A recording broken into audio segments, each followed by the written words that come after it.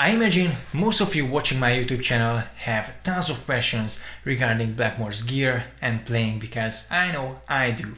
And now we'll have a chance to get them answered by a credible source, not even just a credible source, one of the best sources ever, Blackmore's Ex Guitar Tech. Because Cookie, who you might know from various Facebook groups, was gracious and kind enough to accept my interview offer, where he will tell us some stories and answer some questions, because I don't just want to storm him with a bunch of questions, but I really want him to tell his story and really want to see what it was like being on tour with Rainbow and Deep Purple in the 80s throughout his eyes. So he's an incredible dude with the best stories and best knowledge from back in the day. And as I said, you might know him from Facebook. He's cool enough to share his experiences and stories in Facebook posts from time to time, but now we'll have a more personal or one-on-one or closer insight to what it was like to work for Blackmore, what was his experience like. And I'm very, very thankful and gracious or grateful for Cookie for being that gracious and kind to take the time and talk to me. So once again, Cookie, if you're watching this, thank you so much in advance.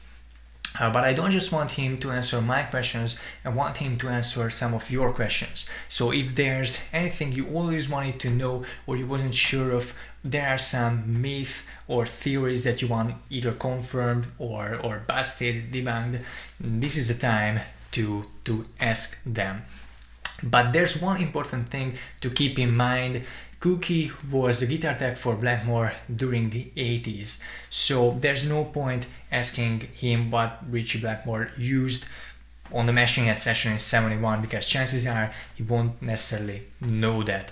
So please focus your questions from the 80s on, because basically anything Blackmore carried over from the 80s up until today, Cookie will probably know about.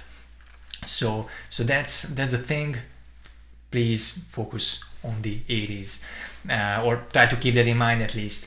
Now you can ask your questions down here in the YouTube comment sections, but if you want to make sure we get to your questions, because I'm not sure how much time we'll have, then please go to patreon.com/dogbeat2bones, which you'll see the link here, and consider supporting me. So first of all, I can buy a few virtual drinks for Cookie, and obviously I will prioritize the questions on Patreon.